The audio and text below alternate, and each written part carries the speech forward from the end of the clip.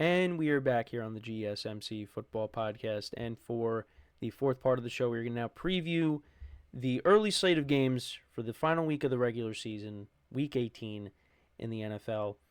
And to get us started off, we got the 4-12 Chicago Bears taking on the 11-5 Green Bay Packers.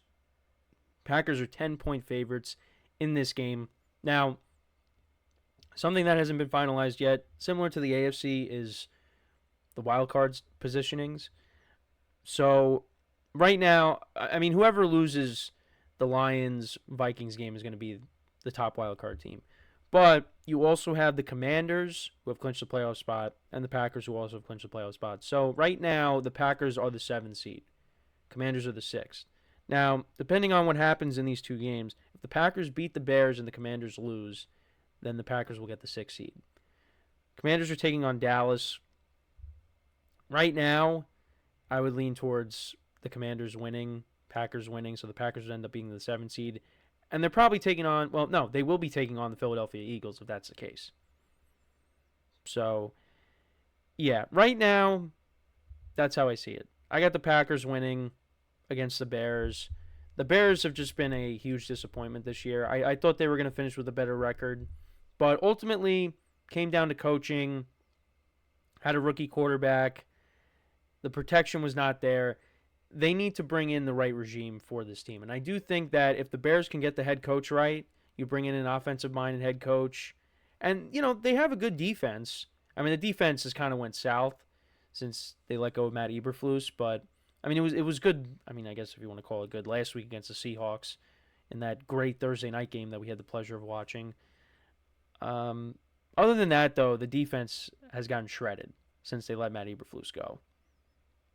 So, yeah, if they can get the head coach right, I think this could be a team that bounces back next year because they have a lot of talent. But, yeah, it's just a combination of a lot of things led to the season that they've had. And, you know, Troy Aikman brought this up when they took on the Vikings on that Monday night a few weeks ago. What would have happened if that Hail Mary against the Commanders didn't succeed and the Commanders win that game at the end?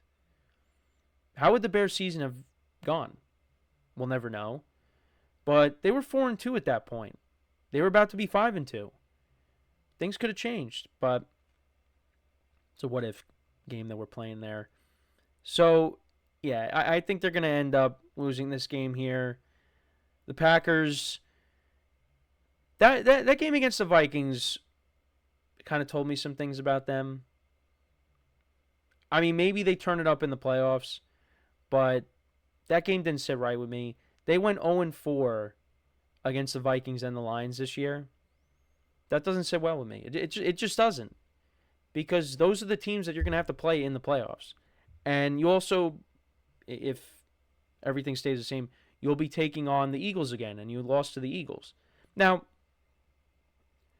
pretty much all the games that they played against those teams, other than, I guess, maybe the first Lions game, where Jordan Love wasn't 100% healthy, and the weather was bad.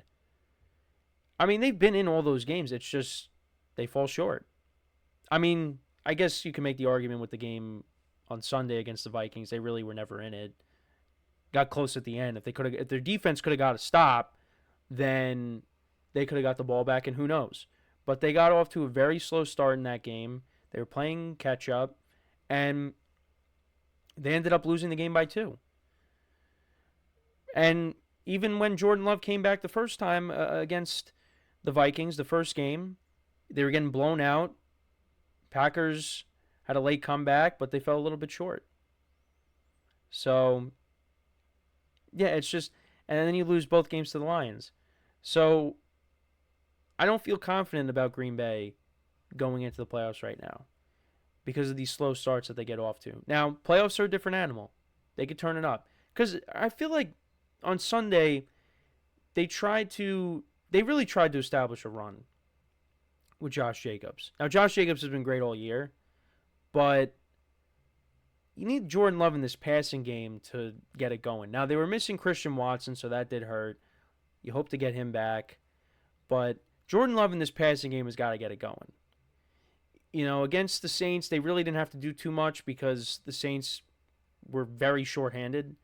But now when you go up against these playoff teams, you gotta be balanced. You gotta be able to run the football and throw it. Can't be one-dimensional. So we'll have to see going into the playoffs.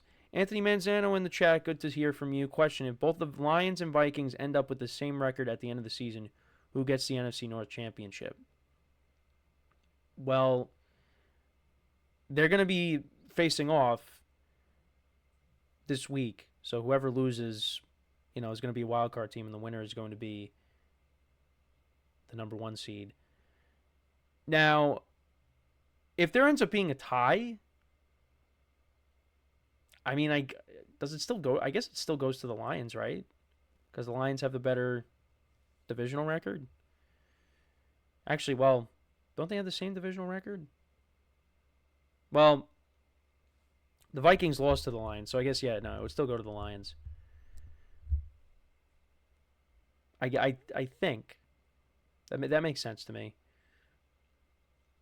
So, yeah, Vikings lose, or vice versa, Lions lose, then one gets the 5 and one gets the number 1. That's what I'm asking. If they split the season series, then what happens? Well, if the Lions win, they're going to have a better record than the Vikings. They're both tied with the same record right now. If the Lions win, or if the Vikings win, they're going to be 1 game better than them, than the opposition. So they can't finish with the same record. They're both. I mean, unless they tie, which I don't think is going to happen. Because right now, Lions have a better conference record by 1 game. They have a better divisional record. So if they end up tying, it's still going to go to the Lions. But yeah, both teams are 14-2. So one team wins.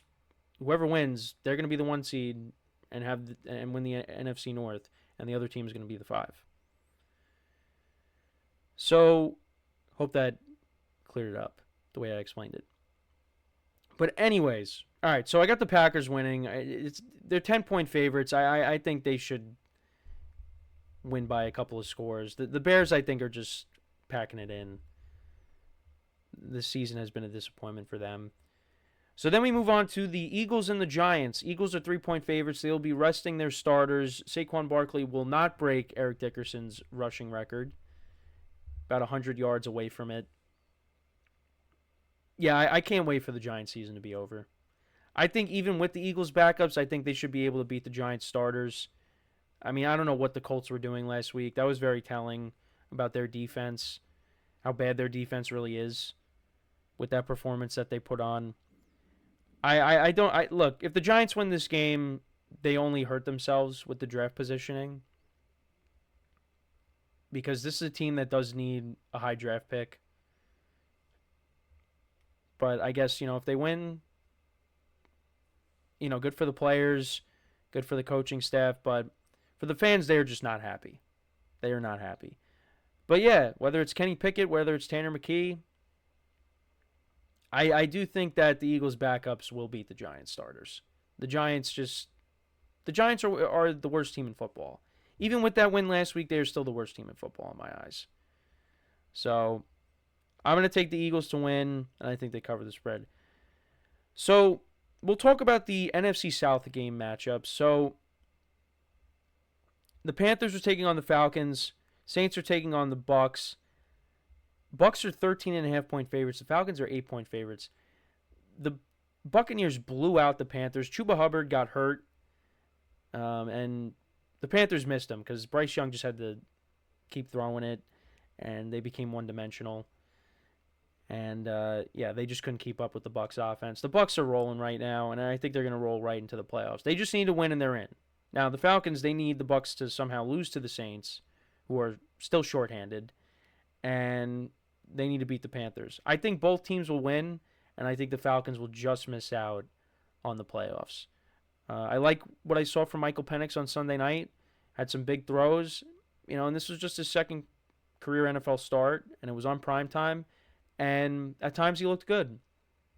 So, we'll see what happens next year, how he plays over the course of a full season because, now he's the starter going forward. Kirk Cousins, we'll see what they do with him. If they cut him, they trade him, whatever they decide to do, we'll have to wait and see on that. But Michael Penix is the starter going forward. But yeah, I think the Falcons win.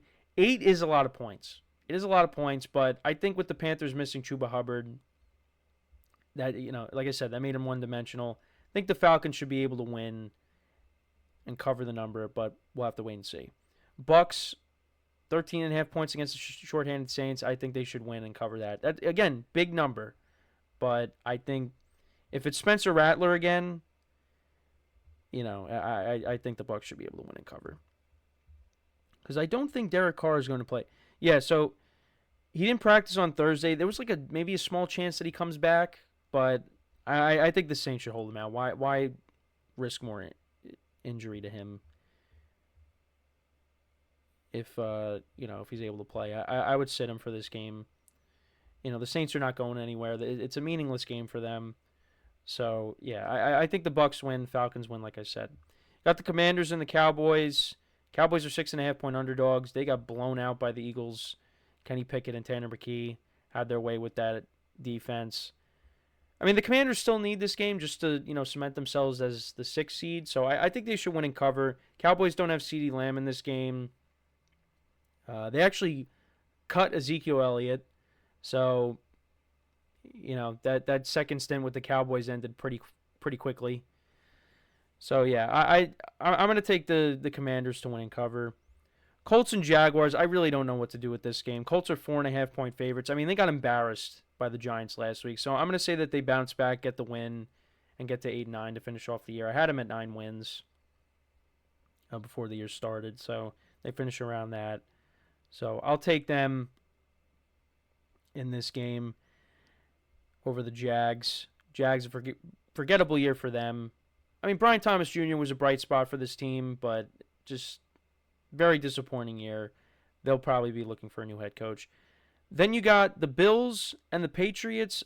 The Bills, I think, will rest or maybe they'll play a series or two. That's the problem with Week 18 is for some games you don't know if their starters are going to play or if they're going to sit them or if they're going to play a couple series. I don't know, but yeah, I guess I lean towards the Bills against the Patriots backups. I mean, maybe Drake May picks up the win here in this game. Patriots got beat up in that game against the Chargers last week. I'll lean towards the Bills right now. Then you got the Titans and the Texans. Titans, not a good year for them, 3-13. They're going to be looking for a quarterback. Texans are probably resting their starters. They're pretty much locked into their playoff spot, the 4 seed, and they have the division wrapped up. But they have not looked good this year. I mean, I guess I don't know. I might lean towards the Texans in this game anyways because last year Case Keenum beat the Titans on the road. So I might lean towards the Texans in this game to win and get to 10-7. So yeah, that's kind of how I see the early slate of games going. So I got the Packers, I got the Eagles, the Falcons, the Commanders, the Colts, the Bills, the Bucks, and the Texans. Again, subject to change. So when we come back from our next break, we're going to take our final break now. When we come back, we will then preview the games that, there's more playoff implications with the games that we have in the late slate. Well, really when it comes to the AFC playoff picture. So for one final time today, make sure to stick around, and we'll be right back here on the GSMC Football Podcast.